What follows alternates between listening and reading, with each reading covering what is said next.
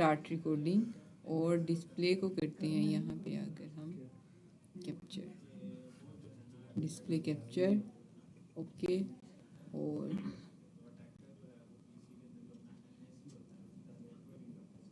ठीक है, स्क्रीन पहले से ही शेयर थी। माइक म्यूट कर दिया आपने?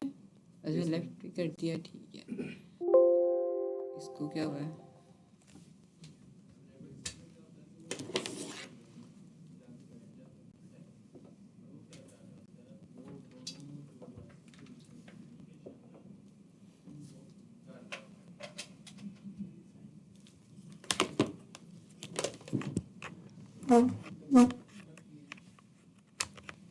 ये रहा, और ठीक है।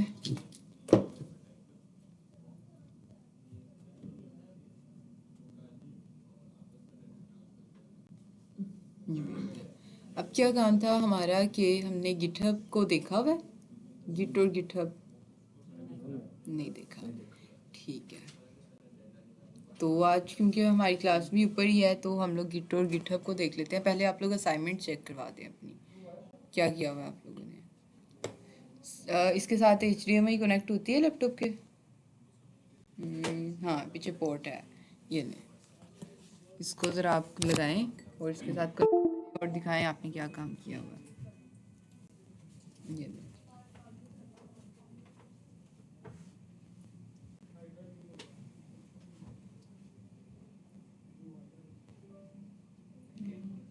ठीक है, हो गया कनेक्ट? किया क्या है आपने आज? मैम वो इमेज के अंदर जो एंकर टैग लगाया हुआ था वो आपका लेक्चर नहीं आया था, इसलिए समझ। वो तो सिंपल था, एंकर टैग लगा के उसके अंदर IMG का टैग लगा देना था। वो तो कहीं मैम मुझसे भी नहीं बोला था। नहीं लगा? नहीं लगा। वो चलिए, गो टू नेक्स्ट पेज। इसमें भी कुछ नहीं, अभी बटन लगाया गया। बाकी ये हफ्ते में नहीं किया बस, ये बस ठीक है। वापस करें इसको, ये लेकिन वो काम तो किया ही नहीं कि अगर आप फुटबॉल वाले पेज पे हैं तो उस पर आप स्पोर्ट के पेज पर जा सकें या वो क्रिकेट के पेज पर जा सकें। वो भी संडे वाले लेक्चर में था। लेक्चर नहीं ना, लेकिन आप लोगों ने फिजिकल क्लास तो अटेंड की थी। एक बार दोबारा देखना पड़ता है। नहीं, ऐसे नहीं होना चाहिए। आप लोग इसको जो है ना वो साथ साथ नोट करके 2-3 दिन बाद आया था, इसलिए हम भूल गए। ठीक है, ये आप इस तरह से नहीं होगा। आप लोग रिकॉर्डिंग जो है वो कभी ये हो सकता है कि आप लोगों को रिकॉर्डिंग ना भेजी जाए, तो फिर उस केस में क्या किया जाएगा? तो आप लोग इसको जो है वो क्लास में ही देखा करें, इसको समझा करें। जहाँ से समझ ना आए आप दोबारा पूछ सकते हैं, लेकिन ये कोई बहाना नहीं है कि रिकॉर्डिंग नहीं आई। हम रिकॉर्डिंग भेजते नहीं है। लास्ट संडे मैं एब्सेंट था, मैंने उनसे मंडे वाले दिन से कह रहा हूँ रिकॉर्डिंग भेज दें, कोई वो यही कह रहे हैं कि भेज रहे हैं। आपने भेज दी थी रिकॉर्डिंग? मैम ने क्यों? रिकॉर्डिंग काम में मसरूफ था। अच्छा, आज मैं जाते वक्त ऑफिस में दे जाऊंगी, आपके पास भी होगी, USB में ले लीजिएगा, तो आप लोग भेज दीजिएगा अगर ऑफिस वालों से लेट हो जाए तो, ठीक है? तो उस दिन कहा था लेने कहते कल आना कल कोई तो जैसे कि ये मैंने भेज चलिए, और कोई बंदा इसकी रिस्पॉन्सिबिलिटी ले ले ताकि वो जो है ना वो उसको करते हैं। चलिए, आपका दोनों का एक ही सेम है? ये इसकी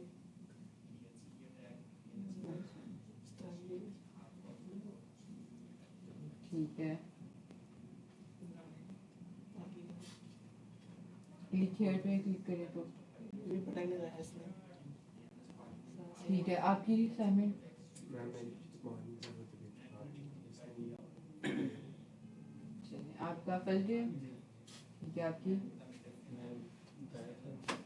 आपकी असाइनमेंट, लेकिन आपने आपके पास कंप्यूटर तो था। अच्छा, VS कोड स्टूडियो अगर नहीं चल रहा तो आप नोटपैड पे भी ये काम कर सकते हैं।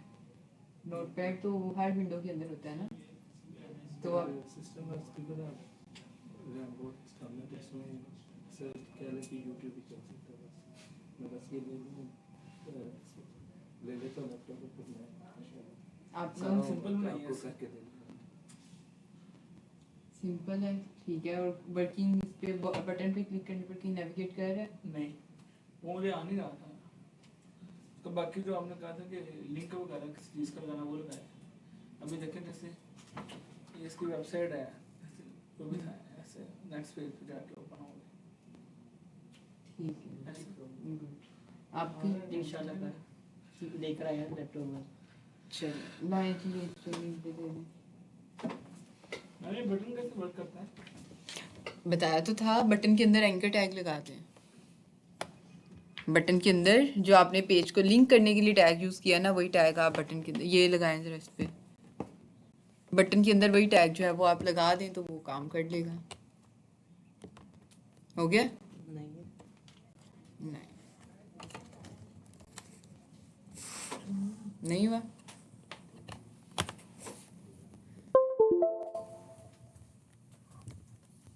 अच्छा इसको ओके करते हैं और विंडो पे वापस चले जाते हैं रिकॉर्डिंग डिस्प्ले कैप्चर कर लिया था हमने अच्छा वापस आते हैं और काम पे कि हमने जो है ना एक फोल्डर बनाया हुआ है डॉक्यूमेंट्स के अंदर गिटहब के नाम से और इसके अंदर है जेनिस और बैच है आप लोगों का 223 ओपन विद कोड नहीं करना था इसको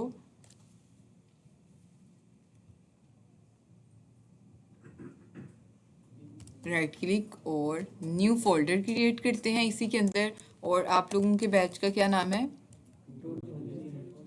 23 एंटर ठीक है अच्छा इसके अंदर आते हैं राइट क्लिक करते हैं और ओपन विद कोड कर देते हैं यानी मैंने अभी के लिए क्या किया है कि फ़ोल्डर क्रिएट किया है और उसी फोल्डर के अंदर मैंने राइट क्लिक करके उसको VS कोड स्टूडियो में ओपन कर लिया है ठीक है अच्छा अब VS कोड स्टूडियो पुराने लेक्चर्स हैं किसी के पास क्या नाम था खिजर बस नहीं है किसके लैपटॉप में थे एक कौन सा एक है पिछले आवाज नहीं आ रही पिछले आवाज बिल्कुल नहीं आ आवाज़ नहीं आ रही बिल्कुल ठीक है क्या नाम है आपका बाकिर अच्छा बाकिर क्या करते हैं आप सेमेस्टर कौन सा आपका फर्स्ट सेमेस्टर है ठीक है तो कुछ आइडिया है पहले से VS कोड स्टूडियो का वेब डेवलपमेंट का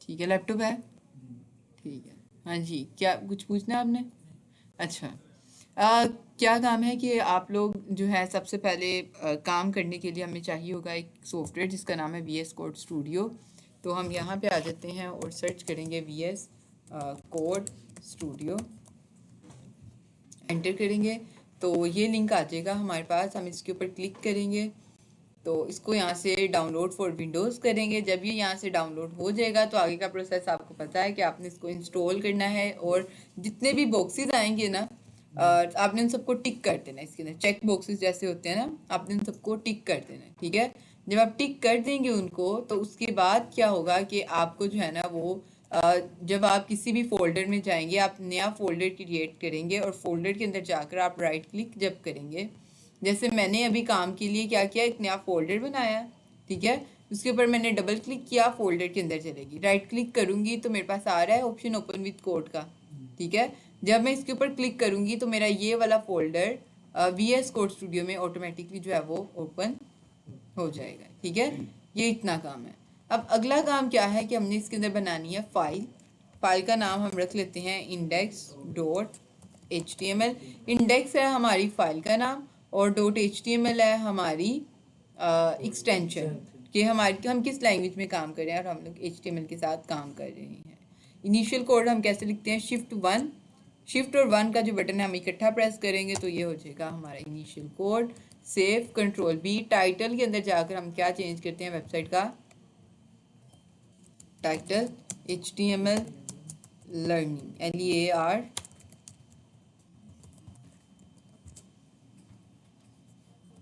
अच्छा आज जो हम लोग काम करेंगे ना वो है जी कि हम लोग करेंगे वेबसाइट के स्ट्रक्चर के ऊपर आज काम लास्ट लेक्चर में हमने बेसिक चीज़ें देखी कि किस तरह से हम एक पेज को दूसरे पेज के साथ लिंक कर सकते हैं किस तरह से हम बाकी चीज़ें जो है वो स्ट्रक्चर बना सकते हैं लेकिन आज के लेक्चर में हम लोग ज़रा देखेंगे कि किस तरह से हम लोग जो है ना वो बूटस्ट्रैप को या किसी भी वेबसाइट को क्रिएट कर सकते हैं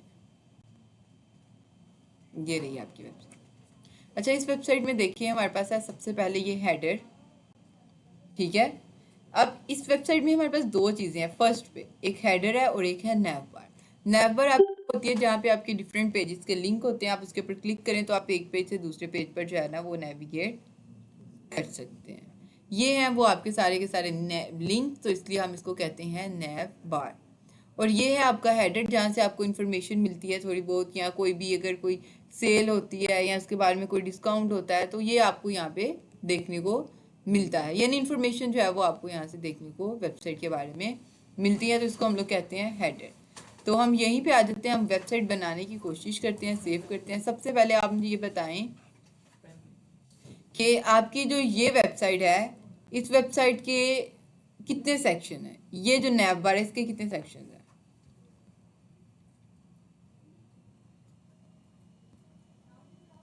जवाब 12।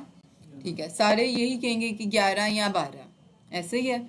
लेकिन अगर मैं कहूँ कि इसके 2 सेक्शन है तो इसके 2 सेक्शंस हैं हमारे पास, एक लेफ्ट सेक्शन और दूसरा राइट सेक्शन, सिर्फ 2 सेक्शंस, एक लेफ्ट और दूसरा राइट सेक्शन। हम यही बनाने की कोशिश करते हैं। हम लोग क्या करते हैं जी, VS कोड स्टूडियो को ओपन करते हैं। सबसे पहले हमारे पास 2 चीज़ें, एक तो है वेबसाइट का हेडर, ठीक है, दूसरे नंबर पर है हमारे पास नैव। हेडर के अंदर क्या है हमारा, सिर्फ और सिर्फ आप देखें तो एक वो है, क्या नाम है इसको, एक टेक्स्ट है जिसके ऊपर जब हम कर्सर लेके जाते हैं तो इसके नीचे अंडरलाइन भी आ जाती है, और इसके ऊपर जो है वो कर्सर का जो चेंज है वो आइकन है वो भी चेंज हो जाता है, ठीक है। तो ये असल में है क्या, हेडर के अंदर एक एंकर टैग लगाया हुआ है और एंकर टैग के अंदर इन्होंने ये टेक्स्ट लिखा हुआ है, ठीक है, ये। और इसके अंदर मैं जो पाथ है ना वो इसी पेज का दे देती हूँ, index.html का, सही है। अगर मैं इसको लाइव प्रीव्यू करती हूँ तो ये आ जाता है हमारे पास, ठीक। हमने इसको सबसे पहले लेके आना है सेंटर में, जैसा कि इस वेबसाइट के अंदर किया है, ठीक है। सेंटर में लाने के लिए हमें चाहिए होगी CSS की हेल्प, ठीक। उसके लिए हम जाएंगे VS कोड स्टूडियो में, Ctrl+B करेंगे, साइड बार ओपन हो जाएगी। यहाँ पे एक फाइल बना लेंगे जिसका नाम हम रखेंगे style.css। अब इस CSS की फाइल को हमें करना है HTML की फाइल के साथ लिंक। तो इसके लिए हम लोग करेंगे टाइटल के नीचे link:CSS, और इधर आकर पाथ बताएंगे, कैसे पाथ था हमारा, डॉट स्लैश और CSS की फाइल का, समझ आ रही है आपको बाकी, ठीक है। कंट्रोल क्लिक करते हैं अगर तो उस फाइल के अंदर चले जाते हैं तो इसका मतलब है पाथ हमारा सही है। अब कुछ स्टूडेंट्स के केस में लैपटॉप में ऐसा होगा कि कंट्रोल क्लिक करने पर वो इस फाइल पे मूव नहीं करेगा, लेकिन अगर उनकी जो CSS की फाइल है वो सही तरह से लिंक हुई है तो वो कैसे पता चलेगा, उसका पता ऐसे चलेगा कि आप जो है ना यहाँ पे आए, ये एक बॉडी टैग आप देख रहे हैं, ये पेरेंट टैग है आपका, ठीक है, यानी जिसके अंदर आप काम कर रहे हैं। आप इसी टैग को गेट करें CSS के अंदर, इसी टैग का नाम ऐसे ही लिख दें यहाँ पे और इसको बैकग्राउंड कलर दे दें रेड।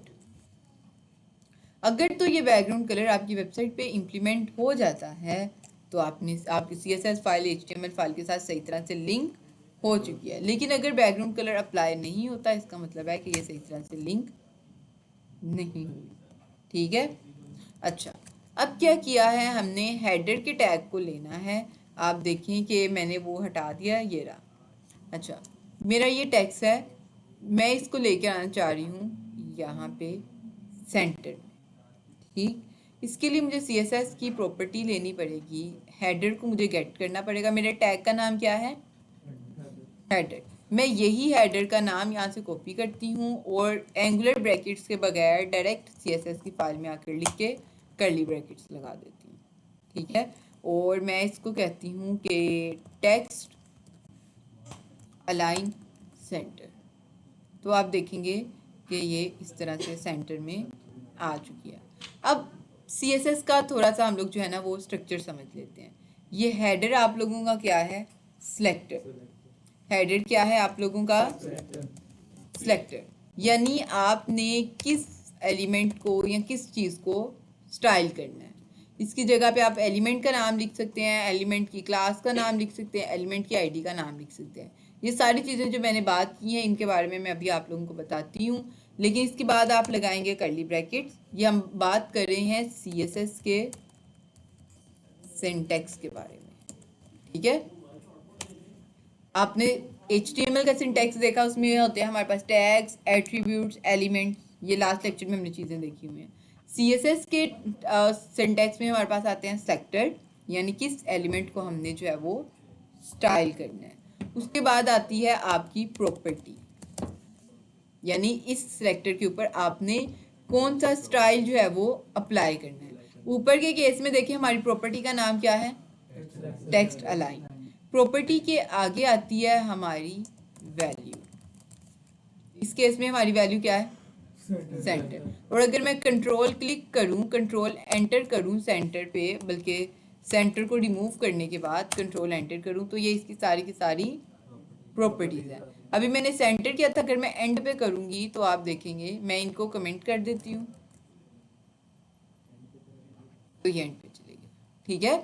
अगर इसको वापस लेफ्ट पे लेके जाना है तो आप इसकी लेफ्ट की जगह, आप एंड की जगह यहाँ पे आकर लेफ्ट लिख देंगे, तो ये रहा, ठीक है। आप इस तरह से अपनी नैवबार को, अपने हेडर को जो है ना वो चेंज कर सकते हैं। ये होता है CSS का सिंपल सा सिंटैक्स।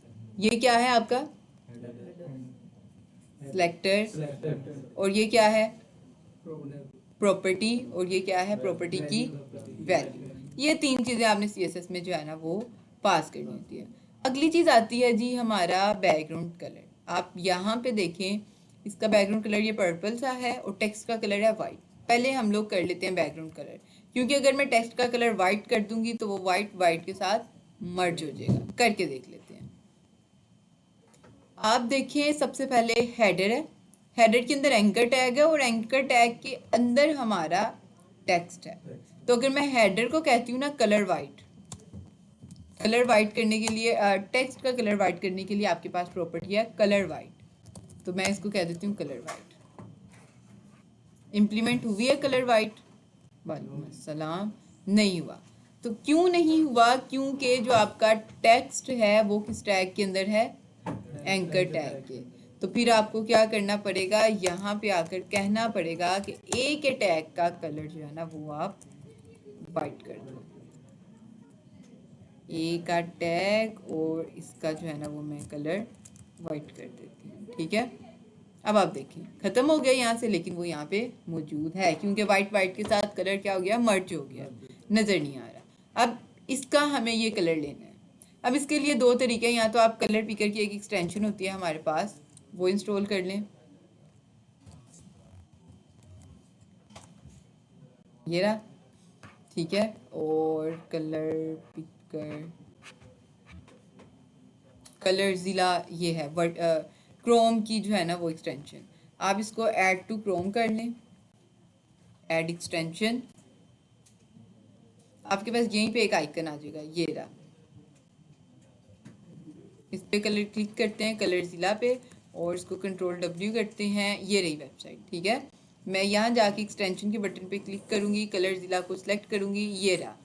मैं यहाँ पे जिस भी उसके ऊपर कलर पे लेके जाऊंगी तो उस कलर के बारे में जो भी कलर का वो होगा ये हमें यहाँ पे डिस्प्ले करवा देगा नंबर, ठीक है। ये रहा कलर, ये है जिसकी वैल्यू, कहाँ गया, अगर कलर जिला को मैं दोबारा ओपन करूँ, इसने ये कलर रखा हुआ जी, ये ठीक है, इस कलर का ये नंबर है। मैं इसको कॉपी करूंगी और उससे पहले मैं लगाऊंगी यहाँ पे हैश। तो मैं अपने इसमें चले जाती हूँ, बैकग्राउंड कलर देना है तो बैकग्राउंड कलर देंगे हम हेडर को, ताकि पूरे इसके ऊपर अप्लाई हो जाए। बैकग्राउंड कलर हैश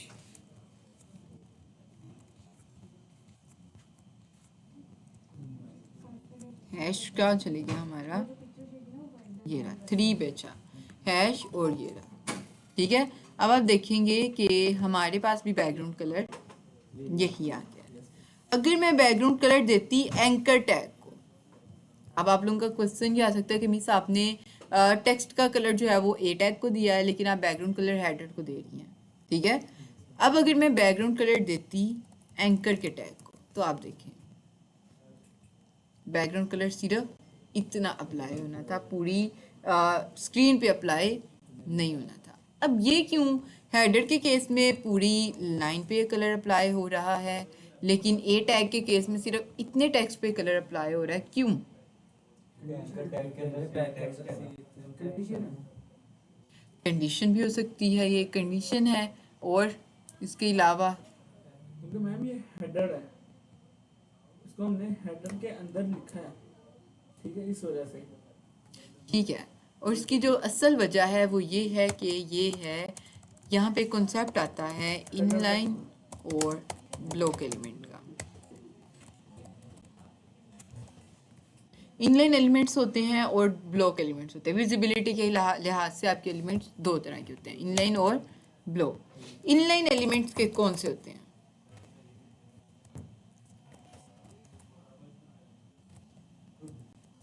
अच्छा जी, इनलाइन एलिमेंट्स क्या करते हैं जी, वो आपकी स्क्रीन की सिर्फ उतनी जगह को कवर करते हैं जितना उनका कंटेंट होता है,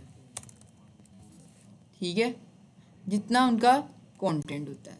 लेकिन आपके जो ब्लॉक एलिमेंट्स होते हैं वो क्या काम करते हैं, स्क्रीन की फुल विड्थ को कवर करते हैं, ठीक है, फुल विड्थ को क्या करते हैं, वो कवर करते हैं। इनलाइन एलिमेंट्स आपके होते हैं जो स्क्रीन सिर्फ उतनी विड्थ को कवर करते हैं जितना उनका कंटेंट है, और ब्लॉक एलिमेंट्स जो है वो स्क्रीन की फुल विड्थ को क्या करते हैं, कवर करते हैं। इसकी एग्जांपल देखते हैं। मैं इन दोनों टैग्स को जो है ना वो यहाँ से अभी के लिए कमिट कर देती हूँ। कमिट करूँगी तो इसका मतलब है मैं यहाँ से इनको ख़त्म ही कर रही हूँ। देखिए आपको यहाँ पे ये कुछ भी शो नहीं होगा। CSS में स्टाइलिंग भी मैं सारी की सारी जो है ना वो कमिट कर देती हूँ, यानी रिमूव कर देती हूँ, ख़त्म कर देती हूँ। ये नज़र तो आ रही हैं लेकिन ये काम नहीं करेंगी। आप देख लें पूरा पेज खाली हो गया।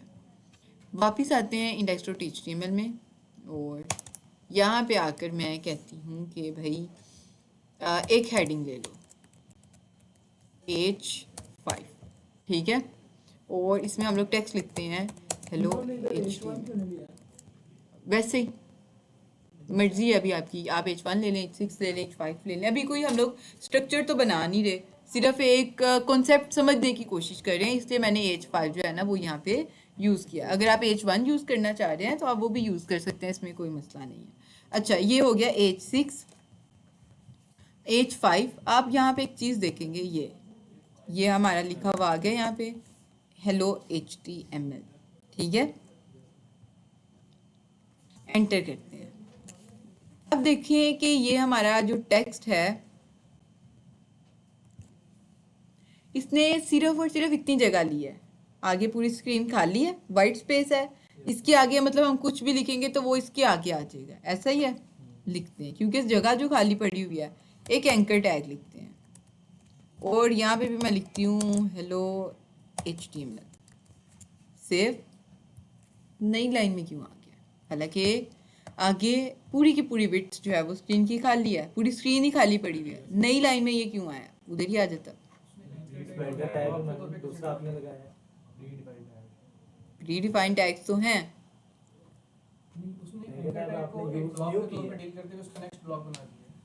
एंकर टैग नहीं ब्लॉक, H2 टैग ब्लॉक है, ठीक है। ऊपर वाला जो टैग है ना वो है आपका ब्लॉक एलिमेंट, क्योंकि अच्छा एक और एग्जांपल देखते हैं, बटन टैग। मैं नई लाइन में आती हूँ, बटन का टैग लिख देती हूँ, उसको लिख देते हैं रीड मोर, ठीक है। अब ये देखें, अब जैसे पहले ये नई लाइन में था, ये नई लाइन में आ गया, इसको भी अब नई लाइन में आना चाहिए, ऐसा ही है। सेव करते हैं, इसके साथ आ गया, क्यों? दो एलिमेंट्स की टाइप देखिए, एक इनलाइन और एक ब्लॉक एलिमेंट। ब्लॉक एलिमेंट्स नाम से पता चल रहा है कि पूरी स्क्रीन की विड्थ को कवर कर लेते हैं, ब्लॉक कर लेते हैं कि भाई इस लाइन में हम हैं, इस पूरी लाइन में कोई और एलिमेंट नहीं आ सकता। ये होते हैं आपके ब्लॉक एलिमेंट। लेकिन इनलाइन एलिमेंट्स आपके वो एलिमेंट्स होते हैं जो स्क्रीन का सिर्फ उतना कंटेंट कवर करते हैं जितनी उनकी विड्थ, यानी जितना उनका कंटेंट है। स्क्रीन की पूरी विड्थ को कवर नहीं करते, सिर्फ उतनी जगह को घेरते हैं जितना उनका टेक्स्ट है या जितना उनका कंटेंट है। ये है इनलाइन और ब्लॉक एलिमेंट्स। अब एक प्रैक्टिकल इसकी ज़रा थोड़ी सी एग्जांपल देखते हैं। यहाँ पे आकर मैं एज 5 लगाती हूँ, ठीक है, और मैं कहती हूँ as 5, background colour red. As 5 जो है वो मेरी ये वाली है, हेलो HTML, ठीक है। और इसको थोड़ा सा हम जरा ऊपर करते हैं, ये रहा। अच्छा, ठीक है, सेव करते हैं इसको। और अब आप एक चीज़ देखेंगे और वो ये है, ये अब बैकग्राउंड कलर देखें, पूरी स्क्रीन की विड्थ पर आया है ये कलर, ठीक है। अब यही बैकग्राउंड कलर मैं एंकर टैग के ऊपर अप्लाई करती हूँ, जो हमने ये लगाया हुआ ना ए टैग, मैं यहाँ पे आके कहती हूँ ए का टैग और इसका बैकग्राउंड कलर रेड। अब आप देखेंगे कितनी जगह पे अप्लाई हुआ है रेड कलर, जितना उसका टेक्स्ट था, जितना उसका कंटेंट या जितना उसका टेक्स्ट था। तो ये है आपके ब्लॉक एलिमेंट्स और ये हैं आपके इनलाइन एलिमेंट, जो सिर्फ स्क्रीन की उतनी विड्थ लेते हैं जितना उनका कंटेंट या जितना उनका टेक्स्ट होता है। अगर बटन के ऊपर मैं अप्लाई करूँ बटन, और यही लाइन मैं कॉपी करती हूँ और नीचे ले आती हूँ, सेव, ये रहा, इसका भी कलर क्या हुआ, रेड। क्या इसने पूरी विड्थ कवर की है? क्या ये इनलाइन है कि ब्लॉक? इनलाइन। ब्लॉक हमेशा पूरी स्क्रीन की विड्थ कवर करते हैं। और दूसरी, अच्छा, अब ये तो था इनलाइन एलिमेंट, ठीक है। अगर मैं इधर एज 5 लगाना चाहूँ बटन के बाद, तो क्या वो यहाँ पे आएगा? देखते हैं, बटन एज 5, इसी को कॉपी करते हैं, बल्कि क्योंकि हमने कहा है कि बटन और एंकर टैग है हमारे इनलाइन एलिमेंट, ये सिर्फ उतनी जगह लेते हैं जितना इनका कंटेंट है, ऐसा ही है। तो इन्होंने तो अपने कंटेंट की जितनी जगह ले ली, वो थोड़ी सी लाइन की, आगे से तो पूरी स्क्रीन खाली है, तो अब एज 5 को जो है वो बटन के साथ आ जाना चाहिए, ऐसा ही होना चाहिए ना? क्यों? तो ब्लॉक का क्या मतलब है? वो पूरी लाइन ठीक है, ये रहा, नई लाइन में आएगा, क्योंकि ये है ब्लॉक एलिमेंट। ब्लॉक एलिमेंट की दो प्रॉपर्टीज होती हैं, एक तो ये पूरी स्क्रीन की विड्थ को कवर करता है, और दूसरे नंबर पर ये हमेशा नई लाइन से स्टार्ट होते हैं। ब्लॉक एलिमेंट्स हमेशा नई लाइन से स्टार्ट होते हैं, ये कभी भी लाइन के एंड से स्टार्ट नहीं होते, ठीक है। तो ये आपके होते हैं ब्लॉक एलिमेंट। उस दिन हमने बात की थी लिस्ट की, तो लिस्ट का मुझे बता सकते हैं इनलाइन है कि ब्लॉक है? क्या? लिस्ट के टैग्स हमने बात की थी, order list, unordered list, description list. तो मुझे बता सकते हैं कि LI जो थे हमारे पास, वो इनलाइन है कि ब्लॉक? वो ब्लॉक है मैम, क्यों? क्योंकि मैम वो अलग लाइन में अलग लाइन में आ रही है। आपकी जितनी भी हेडिंग्स हैं वो भी आपके ब्लॉक एलिमेंट्स, आपके जितने भी पैराग्राफ्स हैं वो भी ब्लॉक एलिमेंट्स, आपकी जितनी भी लिस्ट आइटम्स हैं या लिस्ट स्टाइल है, चाहे वो डिस्क्रिप्शन लिस्ट है, चाहे वो इनलाइन या ऑर्डर लिस्ट है, वो सारी की सारी आपकी क्या हैं? ब्लॉक एलिमेंट्स, ठीक है। तो ये था आपका छोटा सा कॉन्सेप्ट। तो हम इसको जो है वो वापस करते हैं, अनकमेंट, सेव, और इसको भी जो है आकर अनकमेंट करते हैं। तो यही वजह थी कि जब हम उसके ऊपर हेडर के ऊपर कवर देते हैं, बैकग्राउंड कवर कलर, तो वो हमारी पूरी स्क्रीन की विड्थ को कवर करता है, ठीक है। मैं इसका साइज जो है ना वो वापस से ये कर, ठीक है। लेकिन अगर हम यही बैकग्राउंड कलर, अब हेडर का टैग आपका क्या है, इनलाइन के ब्लॉक? ब्लॉक। आप देखिए इसके ऊपर बैकग्राउंड कलर दे रहे हैं तो पूरी स्क्रीन पे इम्प्लीमेंट हो रहा है। और अगर यही मैं बैकग्राउंड कलर एंकर टैग पे दे दूं, तो एंकर टैग इनलाइन है कि ब्लॉक? ये सिर्फ उतनी जगह पे ले रहा है जितना इसका कंटेंट है। तो ये इनलाइन और ब्लॉक एलिमेंट्स होते हैं आपके। और जो हमने अभी एक प्रॉपर्टी अप्लाई की, टेक्स्ट अलाइन की प्रॉपर्टी, टेक्स्ट अलाइन की प्रॉपर्टी भी हमेशा ब्लॉक एलिमेंट्स के ऊपर अप्लाई होती है। उसकी वजह यह है कि ब्लॉक एलिमेंट्स के पास पूरी स्क्रीन की विड्थ होती है, वो लेफ्ट साइड पे भी जा सकते हैं, वो राइट में भी आ सकते हैं, वो सेंटर पे भी खुद को मूव कर सकते हैं। लेकिन जो आपके होते हैं इनलाइन एलिमेंट्स, उनके पास तो विड्थ ही नहीं होती, इतनी जगह है जितना उनका कंटेंट है, वो कहाँ पे मूव करेंगे, लेफ्ट या राइट या टॉप पे? तो वो मूव नहीं करते। अब अगर मैं यही प्रॉपर्टी देती हूँ ना एंकर टैग को, तो आप देखेंगे कि एंकर टैग जो है ना हमारा सेंटर में नहीं आ रहा, ये देखें। अलाइन टेक्स्ट अलाइन की प्रॉपर्टी मैंने इसको सेंटर में दी है, लेकिन ये प्रॉपर्टी काम नहीं कर रही क्योंकि इसके पास विड्थ ही नहीं है।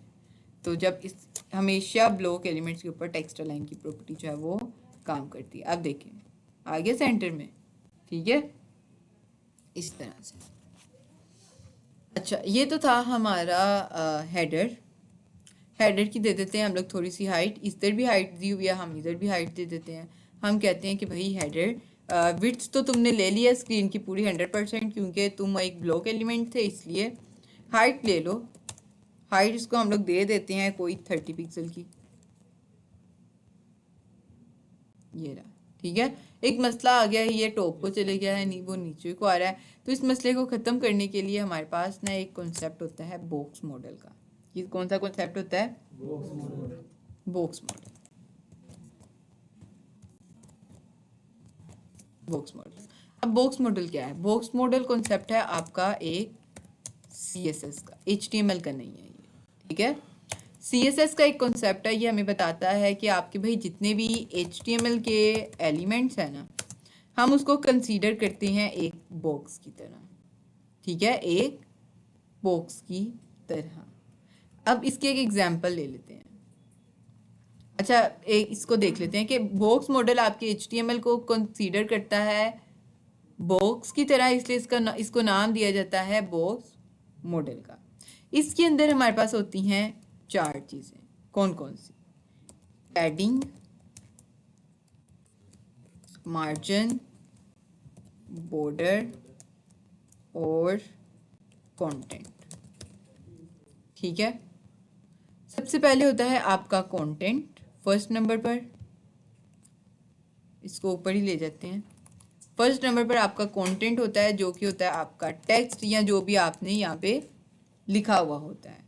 टेक्स्ट के बाद आती है आपकी पैडिंग। पैडिंग होती है एक तरह की स्पेस। मार्जिन, फिर आता है बॉर्डर। बॉर्डर एक तरह की आपकी होती है आउटलाइन, ठीक है। और फिर आता है हमारा मार्जिन। मार्जिन भी होती है स्पेस, लेकिन ये स्पेस होती है आपकी बाहर से, यानी आउटसाइड से, ठीक है। ये 4 चीज़ें आपने देखी, कंटेंट, पैडिंग, बॉर्डर और मार्जिन। कंटेंट क्या है? कंटेंट क्या है? टेक्स्ट। बॉर्डर क्या है? Border, outline. और पैडिंग क्या है? मार्जिन क्या है? स्पेस है लेकिन आउटसाइड से। अब इसकी एग्जांपल देखते हैं। कुछ भी हो सकता है, टेक्स्ट, इमेज, वीडियो। अच्छा, यहाँ पे मैं इसको दोबारा से ना कमिट करती हूँ। बॉर्डर तो HTML का नहीं है? नहीं, बॉर्डर जावास्क्रिप्ट में CSS में ही आता है। जब हम उसमें टेबल टैग बनाते हैं, टेबल में नहीं आता बॉर्डर, खुद लगाना पड़ता है। मैं कह रहा हूँ टेबल जब हम बनाते हैं उसके अंदर TR TD टेबल का डेटा वगैरह डाल के उसके अंदर हम वो बॉर्डर भी तो डालते हैं ना, फिर उसके साइड पे लिख देते हैं कि इतना मोटा होना चाहिए, इतना बारीक होना चाहिए। वो उसकी जो सारी चीज़ें ना वो CSS में ही होता है। हम लोग असल में CSS HTML के अंदर कर रहे होते हैं, इसलिए वो लगता है कि ये HTML का पार्ट है, लेकिन ये CSS का पार्ट है। अच्छा, आते हैं यहाँ पे वापस। आप इस बटन को देखें ज़रा, ये रहा, कहाँ गया? ये रहा। और मैं साइड से ना ये एलिमेंट्स को ओपन कर लेती हूँ। ये होता है जी आपका बॉक्स मॉडल। ये जो एक आपको स्क्वायर नज़र आ रहा है कलरफुल, ये है आपका बॉक्स मॉडल। कंटेंट की बात की थी फर्स्ट नंबर पर हमने, तो ये है जी आपका कंटेंट। ये विंडो के हिसाब से बता रहा है, लेकिन मैं इसको कहती हूँ भाई विंडो के हिसाब से ना बताओ, हमारे बटन के हिसाब से बताओ। ऊपर लेके जाते हैं इसको, एंड पे है ये बॉक्स मॉडल। आप देखिए कि बटन का जो टेक्स्ट है ना, ये कंटेंट होता है आपका। ये टेक्स्ट आपकी इमेज भी हो सकती है, कुछ भी हो सकता है। आप देखें, जैसे मैं यहाँ पे जाऊंगी, इसने हाईलाइट कर दिया रीड मोड को, तो ये क्या है आपका? टेक्स्ट, यानी कंटेंट। उसके बाद हमने बात की थी पैडिंग की, ठीक है। पैडिंग क्या थी? स्पेस। अब आपके बटन की ये जो स्पेस है ना, ये जो ग्रे एरिया, ये टॉप से, ये लेफ्ट से, ये इधर से, बॉटम से, ये जो ग्रे एरिया है, ये आपका क्या है? पैडिंग। क्या है ये? आप देखिएगा, ये पैडिंग लिखा हुआ है यहाँ पे, ठीक है, जैसे मैं इसके ऊपर होवर लेके जाती हूँ, कर्सर लेके जाती हूँ, तो ये यहाँ पे हाईलाइट कर देता है कि ये स्पेस है आपकी पैडिंग की। ठीक है, उसके बाद क्या है हमारा, ये आउटलाइन है, इसको हमने क्या नाम दिया है, बॉर्डर का। तो मैं बॉर्डर पे लेके जाऊंगी तो इसने इसको हाईलाइट कर दिया, ये क्या है, बॉर्डर। उसके बाद हमने बात की थी मार्जिन की। मार्जिन क्या है, आउटसाइड दी, यानी आपका ये एलिमेंट है, एलिमेंट की ये जो बाहर की स्पेस है ना, ये टॉप से, ये राइट से, ये बॉटम से, ये आपकी क्या है, मार्जिन। तो इसको हम कहते हैं मार्जिन। अगर हम यहाँ पे बताएंगे तो ये इसको शो नहीं करवा रहा कि ये मार्जिन है, लेकिन अगर हम वापस चले जाते हैं बॉडी के टैग के अंदर, तो अब आप देखें ये बटन के बाहर की ये जो येलो स्पेस है, ये क्या है आपका, मार्जिन। तो आपका एलिमेंट जो है उसके पास 4 चीज़ें होती हैं, कंटेंट, पैडिंग, मार्जिन और बॉर्डर। कुछ एलिमेंट्स में ये चीज़ें शो हो रही होती हैं, कुछ में ये चीज़ें शो नहीं होती। अगर मैं H2 लगा दूं, ये रहा। अब मैं H2 के अगर अंदर आती हूँ तो ये चीज़ें आपको शो नहीं हो रही कि बॉर्डर कौन सा है, मार्जिन कौन सी है, पैडिंग कौन सी है। बटन के केस में ये चीज़ें शो हो रही हैं। बटन के साइड में वो बनी हुई है। अगर आपने इसको चेक करना है तो फिर आपको इजडी बॉक्स मॉडल में आना पड़ेगा। ठीक है, ये रहा आपका कंटेंट, ये रहा आपकी एक आउटलाइन आ रही है यहाँ पे, आप देखें तो शो हो रही है आपको ग्रीन ग्रीन, ये पैडिंग है जी। ये बॉर्डर, बॉर्डर क्योंकि दिया ही नहीं हुआ हमने, इसलिए बॉर्डर जो है वो यहाँ पे शो नहीं हो रहा। और मार्जिन ये रहा। ठीक है, कुछ चीज़ों में ये चीज़ें विजिबल होती हैं।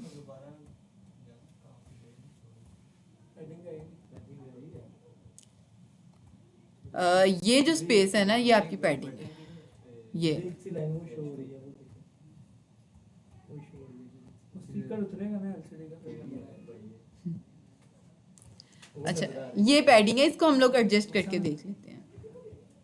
अच्छा, ये रहा हमारा बटन, हम इसके ऊपर पैडिंग अप्लाई करते हैं। हम इसको रिमूव करते हैं यहाँ से बटन, और ठीक है, सबसे पहले हमारा कंटेंट को हमें चेंज करने की ज़रूरत नहीं होती। कंटेंट का हम फॉन्ट साइज चेंज कर सकते हैं, टेक्स्ट का कलर चेंज कर सकते हैं, यही चीज़ें कंटेंट के साथ हम कर सकते हैं। पैडिंग देकर देखते हैं। अब पैडिंग देने का तरीका ये है कि आप लिखते हैं, पैडिंग होती है हमारी क्लॉकवाइज, टॉप, राइट, बॉटम और लेफ्ट। 4 चीज़ें होती हैं, टॉप, राइट, बॉटम और क्लॉकवाइज। तो हम यहाँ पे आके इसको कहते हैं कि भाई पैडिंग दे दो टॉप से 30 पिक्सल। ठीक, आप बटन में देखेंगे कि ये इस तरह से आ गया, टॉप से ये 30 पिक्सल नीचे आ चुका है। अब मैं इसको कहती हूँ राइट साइड से, मैं इसी लाइन को कॉपी करती हूँ और टॉप की जगह मैं लिख देती हूँ राइट, लेकिन राइट से मुझे चाहिए 80 पिक्सल, ये चले गया राइट साइड पे। ठीक है, बॉटम,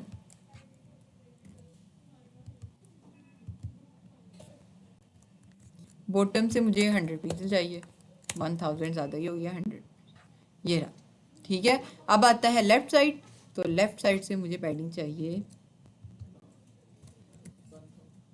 1000, बहुत ज़्यादा हो जाएगी, वो शो भी नहीं होगी, स्क्रॉल बार आता रहेगा, ये रहा। ठीक है, आप इस तरह से इसको जो है ना वो पैडिंग दे सकते हैं। पैडिंग क्या होती है, आपके कंटेंट और बॉर्डर के दरमियान की स्पेस। ये रहा आपका कंटेंट और ये रहा बॉर्डर, ये जो दरमियान में स्पेस है ये क्या है, आपकी पैडिंग। इसके बाद आती है बात बॉर्डर देने की। बॉर्डर कैसे दे सकते हैं, बॉर्डर के लिए आपको यूज़ करनी पड़ती है प्रॉपर्टी बॉर्डर। अच्छा, इसके बाद आपको बताना पड़ता है बॉर्डर का साइज़ कितना है। मैं इसको कह देती हूँ साइज़ जो है ना वो 5 पिक्सल। अभी आप हमारे बॉर्डर का साइज़ देखें, जो इधर आउटलाइन शो हो रही थी वो तकरीबन 1 पिक्सल की थी।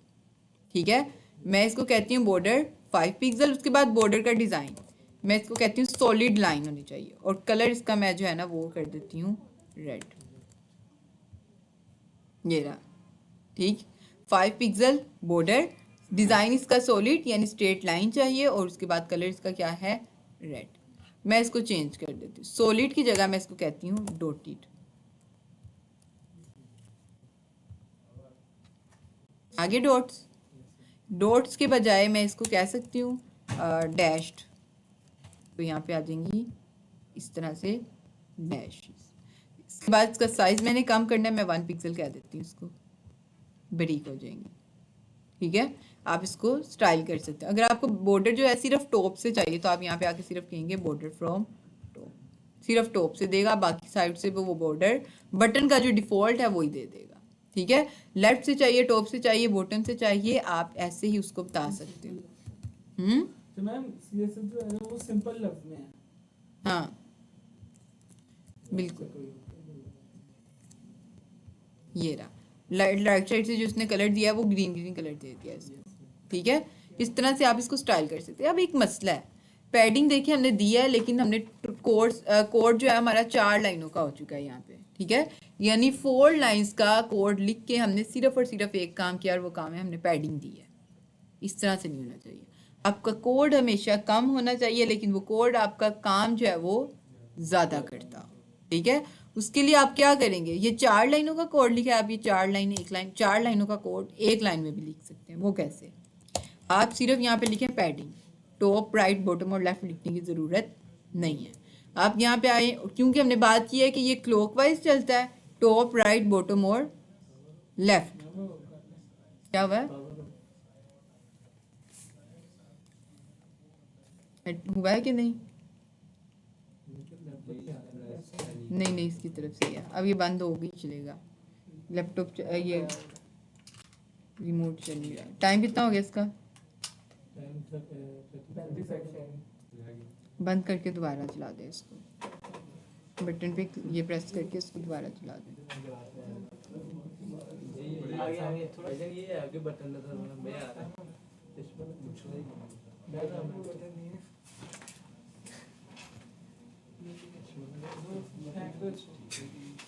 कितना टाइम रह गया? चलो फिर होने दें।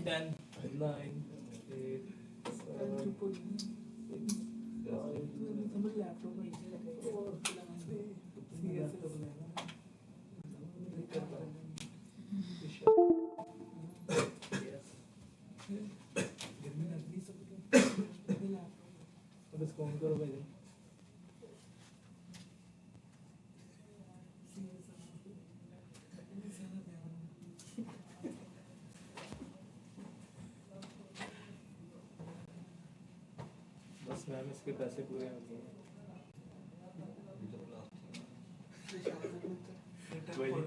हुआ, चलिए ये मैं कह रहा रिटर्न पॉलिसी है इसकी। भजन इसको संसार लेके नहीं चल रही, चलिए रहने दे, मैं बुला मैम लेती सर को कह सरली बदल। हूँ। ठीक है भाई, मैं आपका पैगाम पहुंचा दूंगी। हो गया ऑन? नो मैम ये संसार नहीं है।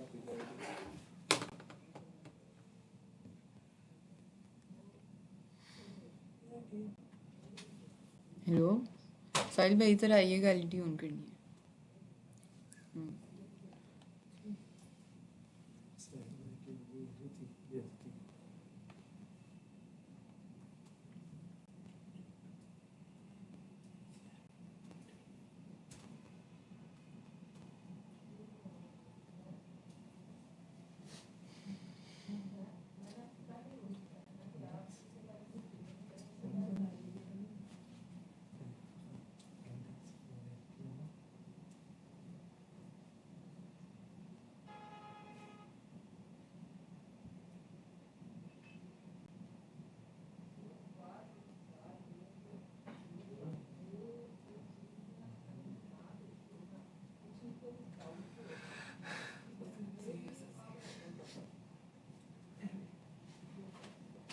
पैडिंग और ये पैडिंग पर ये सही है। बिल्कुल, हर चीज़ के ऊपर, हेडिंग के ऊपर आप जो है वो इसको यूज़ कर सकते हैं। HTML के जितने भी एलिमेंट्स हैं सबके ऊपर ये पैडिंग जो है वो आप अप्लाई कर सकते हैं। ये बॉक्स मॉडल HTML के तमाम एलिमेंट्स के ऊपर आप अप्लाई कर सकते हैं, चाहे वो हेडिंग है, चाहे वो इमेज है, चाहे वो आपके फॉर्म्स हैं, लिस्ट हैं, कुछ भी है, आप सबके ऊपर ये एलिमेंट्स अप्लाई, ये प्रॉपर्टीज़ जो है वो इम्प्लीमेंट कर सकते हैं। तो अच्छा, हम बात कर रहे थे क्लॉकवाइज जो है, हमने 4 लाइनों का कोड लिखा है सिर्फ और सिर्फ पैडिंग के लिए। तो हम यही कोड जो है एक ही लाइन में लिख सकते हैं। टॉप के लिए हमने पहले बताया था 30 पिक्सल, तो मैं इसको यहाँ से कट करके यहाँ पे इसको बता देती हूँ कि टॉप से 30 पिक्सल,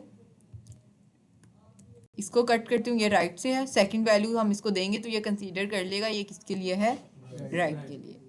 अगर मैं तीसरी वैल्यू इसको देती हूँ तो ये इसको कंसीडर करेगा बॉटम के लिए, और चौथी वैल्यू इसको देते हैं तो ये कौन सी साइड की होगी, लेफ्ट साइड की। इन चारों को मैं रिमूव कर देती हूँ, एक ही लाइन में आ गया। टॉप कलर हम कर सकते हैं इस एक लाइन में, नहीं, कि कलर हमें अलग करना कलर अलग, ठीक है, ये रहा वही स्टाइल है, लेकिन सिर्फ और सिर्फ फर्क क्या आया है कि आपका 4 लाइनों का कोड आपने एक ही लाइन में लिख दिया, पता कैसे चलेगा कि वो पहले टॉप को लेगा या राइट को लेगा? क्योंकि हमने क्लॉकवाइज बात की हुई है। किसका रूल है कि ये वैल्यूज को 4 वैल्यूज देंगे तो इन 4 वैल्यूज को क्लॉकवाइज कंसीडर करेगा, टॉप, राइट, बॉटम, और पहली वैल्यू को टॉप कंसीडर करेगा, सेकंड वाली को राइट, थर्ड वाली को बॉटम और चौथी को लेफ्ट। अगर हम इसमें 2 वैल्यूज पास करें, अभी तो यह है कि हमारी चारों वैल्यूज जो है ना टॉप, बॉटम, राइट, लेफ्ट से डिफरेंट है, लेकिन अगर मैं यहाँ पे आकर इसको ये कहूँ कि भाई टॉप से तुम ले लो 50 पिक्सल और इसके बाद में इसको 40 पिक्सल दे दूँ, सिर्फ 2 वैल्यूज दूँ, तो ये ऑटोमेटिकली जो हमारी फर्स्ट वाली वैल्यू है ना इसको कंसीडर करेगा टॉप और बॉटम यानी वाई एक्सिस में, और जो सेकंड वाली वैल्यू है इसको कंसीडर करेगा लेफ्ट टू राइट यानी लेफ्ट और राइट के लिए। और अगर मैं इसको सेव करूं तो आप देखो टॉप और बॉटम से इसने एक जैसा दे दिया 50 पिक्सल, लेफ्ट और राइट से इसने एक जैसा दे दिया 40 पिक्सल। अगर हम एक वैल्यू देंगे तो ये चारों साइड्स पे एक ही वैल्यू अप्लाई कर देगा। मैं इसको कहती हूँ 50%, चौथी को ये खुद ही कंसीडर कर लेगा, मैं बताती हूँ। अच्छा 50 पिक्सल मैंने दिया, ये क्या करेगा चारों साइड से 50 टॉप से, 50 बॉटम से, लेफ्ट और राइट से 50 पिक्सल जो है वो कंसीडर कर लेगा। इक्वल दे दी इसने। अब मैं यहाँ पे इसको कहती हूँ कि भाई देखो 50 पिक्सल टॉप से ले लो, 50 पिक्सल लेफ्ट से, 50 पिक्सल बॉटम से, लेकिन राइट साइड की मैंने इसको नहीं दी, ये इसको ऑटोमेटिकली कंसीडर कर लेगा। सब अलग अलग देंगे तो जो लेफ्ट की होगी ये वही राइट के लिए कंसीडर कर लेगा। 30 इसको मैं 20 कर देती हूँ, ये तो ये जो लेफ्ट की है ये देखें इसने सेम एग्जैक्ट वहाँ से इसको दे दी, यानी जो लेफ्ट की है वो उसी को राइट की कंसीडर कर लेगा। तो इस तरह से आप ये दे सकते हैं। अगर बटन की जगह मैं बटन रिमूव कर दूँ, मैं हेडिंग है हमारे पास यहाँ पे H2 लगा लेते हैं, ठीक है ये रहा है। तो अगर मैं यहाँ पे आकर बटन की जगह H2 लिख दूँ तो ये सारी की सारी चीज़ें अप्लाई कर देगा हमारी हेडिंग के ऊपर। और बॉर्डर क्योंकि हमने सिर्फ टॉप से कहा हुआ है इसको, तो इसने क्या किया है सिर्फ और सिर्फ टॉप से बॉर्डर।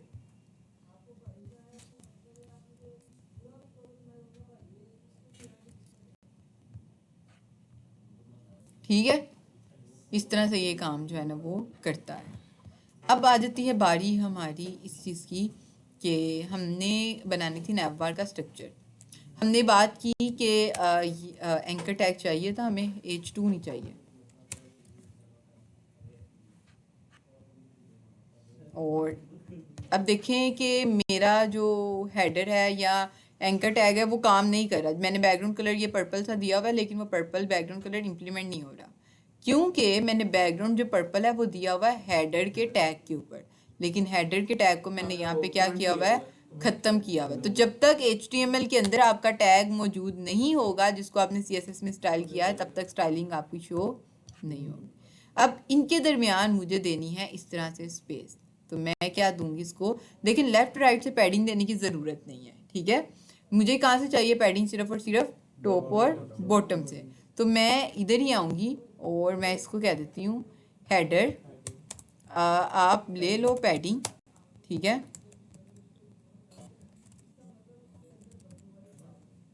ठीक है, टॉप और बॉटम से चाहिए तो मैं इसको कह देती हूँ टॉप और बॉटम से ले ले 30 पिक्सल, लेकिन लेफ्ट राइट से 0 पिक्सल ले ले, ठीक है। सेव करते हैं, ये रहा, ले ली इसने पैडिंग। अच्छा इसके बाद 30 पिक्सल थोड़ी सी ज़्यादा हो गई है, 10 पिक्सल कर देते हैं, सेम लग रहा है। अगला काम एक और भी है, ये नीचे अंडरलाइन आ रही है, ये अंडरलाइन हमने देखी थी किसकी वजह से आती है, एंकर टैग की वजह से। तो इसको कहते हैं हम लोग टेक्स्ट डेकोरेशन, मुझे ये चाहिए नन, ठीक है, हो गया ये। अब इसको देखें और इसको तकरीबन चीज़ें सेम है, लेकिन एक मसला है, इसके ऊपर जब होवर कर रहे हैं तो ये अंडरलाइन जो है वो आती है, यानी कर्सर लेके जाते हैं तो ये अंडरलाइन जो है वो यहाँ पे हमारे पास आती है। इसको हम लोग कहते हैं सूडो सिलेक्टर। यानी सूडो सिलेक्टर, सूडो क्लासेस, ऐसी क्लासेस जो आपको पहले शो नहीं होती, ये तब शो होती हैं जब आप उनके ऊपर कर्सर जो है वो लेकर जाते हैं। मैं ये कहती हूँ कि जब मैं ए के ऊपर होवर करूँ, यानी ए के ऊपर जब मैं कर्सर लेकर आऊँ, तब आपने क्या करना है कि टेक्स्ट डेकोरेशन जो हमने नन किया ना, ये हमें चाहिए एक सॉलिड लाइन। मैं इसको सेव करती हूँ, ये रहा। आ जाते हैं वापस इसके ऊपर, जब हम होवर करेंगे नहीं आई, ठीक है, देख लेते हैं इसको। टेक्स्ट डेकोरेशन ओवरलाइन नहीं करना, अंडरलाइन, अंडरलाइन, ये रही, ठीक है। तो ये हमारी टेक्स्ट डेकोरेशन जो है वो यहाँ पे आ गया। अच्छा, इसकी फ़ॉन्ट फैमिली चेंज है, हमारी फ़ॉन्ट फैमिली थोड़ी सी चेंज है। हम थोड़ा सा इसको जो है ना वो हेडर को कह देते हैं कि फ़ॉन्ट फैमिली, ठीक है, सेरिफ करके देखती हूँ कि अगर तो ये इसके सन सेरिफ, ठीक है, तकरीबन जो है ना वो मैच हो रही है। हमारा फ़ॉन्ट वेट जो है वो थोड़ा सा ज़्यादा है, यानी फ़ॉन्ट हमारा बोल्ड है, लेकिन इनका टेक्स्ट जो है वो थोड़ा सा लाइट है। सिर्फ ये डिफरेंस है, इसके अलावा और कोई डिफरेंस यहाँ पे नहीं। नहीं, फ़ॉन्ट के लिए आपको उसमें जाना पड़ेगा, इंस्पेक्ट में राइट क्लिक करेंगे, टेक्स्ट के ऊपर इंस्पेक्ट का बटन आ जाएगा आपके पास, यहाँ पे आ जाएंगे, यहाँ पे आपको एलिमेंट्स मिल जाएंगे। एंकर टैग का देखें कलर, अगर आप इसके ऊपर क्लिक करेंगे और उसके बाद आप जहाँ पे भी जाएंगे उस कलर की, उस टेक्स्ट की या उस जगह की जितनी भी प्रॉपर्टीज़ होंगी वो आपको यहाँ पे शो हो जाएगी। देखें, text decoration none, background colour इसका ट्रांसपेरेंट है, और अगर नीचे चले जाएंगे तो ये उन्होंने फ़ॉन्ट साइज़ दिया हुआ है 1 रम यानी 16 पिक्सल, ठीक है। तो ये आपको इस तरह से शो हो रही, देखिए 1 रैम के ऊपर होवर करी हूँ तो नीचे शो करवा रहे 16 पिक्सल, तो ये इस तरह से। अच्छा, अब एक मसला है कि ये देखिए आप, ये जो वेबसाइट है इनकी साइड से बाहर से इनको कोई भी स्पेस नहीं मिली हुई। ये देखें, यहाँ से भी किनारों के साथ जुड़ा हुआ है, ऊपर से भी जुड़ा हुआ है, लेफ्ट राइट से भी ये जुड़ा हुआ है। लेकिन हमारा देखें तो आप ये देखें, टॉप से भी इसको स्पेस मिल रही है, ये लेफ्ट से भी स्पेस मिल रही है, ये इसको राइट से भी स्पेस मिल रही है। हालांकि हमने ये नहीं दी हुई, ऑटोमेटिकली इसको ख़त्म करना है। सबसे पहले ये स्पेस है किस वजह से, ये आपकी मिली हुई है आपके ब्राउज़र की तरफ से स्टाइलिंग। इसको कहा जाता है यूनिवर्सल, यानी ये ब्राउज़र की तरफ से आपको जो है ना वो स्टाइलिंग दी गई है बाय डिफ़ॉल्ट। अब आप जितने भी HTML के एलिमेंट्स यूज़ कर लें, चाहे वो बटन है, चाहे वो हेडिंग है, पैड मार्ज, वो है पैराग्राफ है, कुछ भी है, उन सब के ऊपर ये स्टाइलिंग बाय डिफ़ॉल्ट है।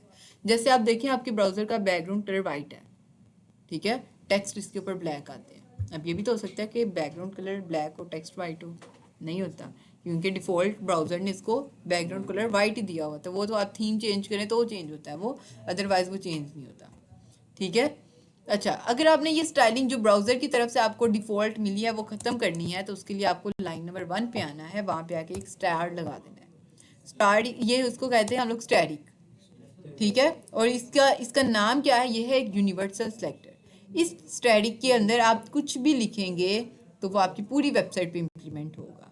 चाहे कोई टैग आपने लगाया है या इसके अंदर आप बाद में कोई टैग लगाएंगे, जितने भी टैग्स होंगे उन सब के ऊपर ये प्रॉपर्टीज़ क्या होंगी, अप्लाई होंगी, ठीक है। तो मैं यहाँ पे आकर इसको कह देती हूँ कि भाई जो तुम्हें ब्राउज़र की तरफ से पैडिंग मिली हुई है ना वो भी 0 कर दो, और जो ब्राउज़र की तरफ से मार्जिन मिला हुआ है ना वो भी 0 कर दो। जो मैं तुम्हें प्रॉपर्टी दूंगी सिर्फ तुमने वो यूज़ करनी है। अब चेक करें, टॉप से भी ख़त्म हो गई है, ये इधर से भी जुड़ गई है साथ, और ये इधर से भी साथ चिपक गई है, ठीक है। तो इस तरह से आप इनको जो है ना वो यूज़ कर सकते हैं। इसके बाद आ जाती है नैव बार की बारी। नैव बार थी हमारी एक तरह से सेक्शन। अच्छा, नैव बार को छोड़ें, अब आप ज़रा एक काम करके आइएगा,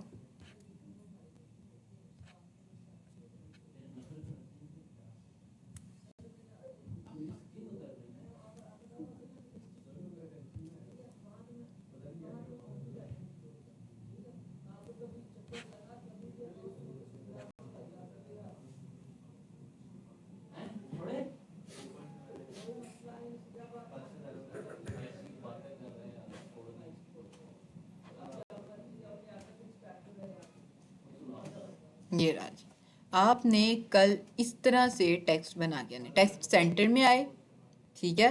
वर्टिकली मुझे पता है आप लोगों से सेंटर में नहीं आएगा, लेकिन इस तरह से सेंटर में आना चाहिए।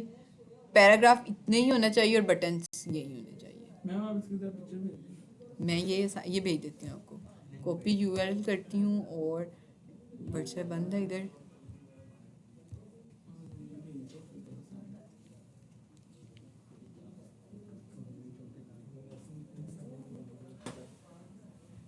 हम्म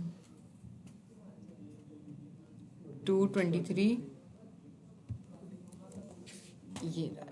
ये कल की असाइनमेंट है, ठीक है, ये बना के आना है। और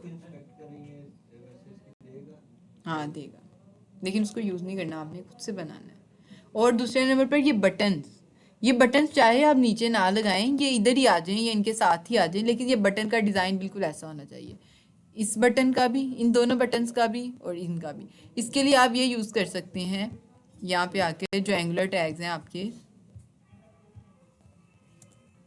ये वाले, ठीक है, बटन और बटन के अंदर ये लगा लें, ठीक है। अगर आप ये लगाते हैं तो ये आपको रेड कलर शो करवा देता है, यानी एरर शो करवा रहा है। इसके लिए आपके पास होती हैं HTML एंटिटीज़, यानी कुछ स्पेशल कैरेक्टर्स आपके ऐसे होते हैं जिनको आप कीबोर्ड की हेल्प से नहीं टाइप कर सकते।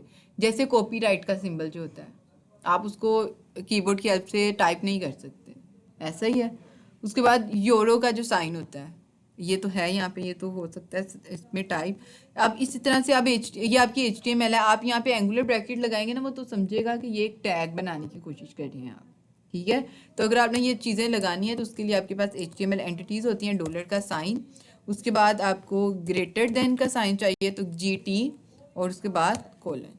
अब आप देखें कि आप बटन आपको एक मिलेगा यहाँ पे, ये रहा, जिसके अंदर ये लगा हुआ है, ठीक है। लेस देन चाहिए तो आप GL कर देंगे, जो भी इसके लिए होता है। यहाँ पे आके आप सर्च कर सकते हैं HTML एंटिटीज़, पूरी लिस्ट आ जाएगी। ये कोई इतनी वो नहीं है, यूनिक चीज़ नहीं है कि आपको ना मिले। HTML एंटिटीज़ ग्रेटर देन सबके साथ आएगा। हाँ, ये MDN की वेबसाइट में चले जाएं, या W3 स्कूल की जो हमने वेबसाइट की बात की हुई है, आप वहाँ W3 स्कूल में ही चले जाते हैं। HTML entities character first number पर ये आ गया है। ये अगर आप नीचे जाएंगे तो ये देखें, ठीक है। इसके लिए एंटिटी क्या है, GLT, लेस देन के लिए L और T। उसके बाद M% का साइन अगर आपने डालना है तो AMP, यानी स्टार्ट में आपका ये एंड का आइकन आएगा और एंड पे आपका जो है वो कोलन आएगा और दरमियान में आपकी एंटिटी का नाम आएगा। तो आप ये यूज़ करके आप एरो को भी लगा सकते हैं और आप ये दोनों बटन्स भी बना सकते हैं। तो ये आपने इसका स्टाइल सेम होना चाहिए, अलाइनमेंट चाहे ये नीचे है ना, आप लोग ये इधर ले आए। ये काम आप लोगों की कल की असाइनमेंट है। बाकी जो नैवबार का काम है वो हम इंशाल्लाह कल करेंगे और उसके बाद कोशिश करेंगे कि ये वाला सेक्शन भी हम कल कवर करें, ठीक है। और बटन के ऊपर होवर करने पर ये जो आ रहा है इसको भी हम लोग कल कवर करेंगे, ठीक है। तो रिकॉर्डिंग मैं स्टॉप कर देती हूँ।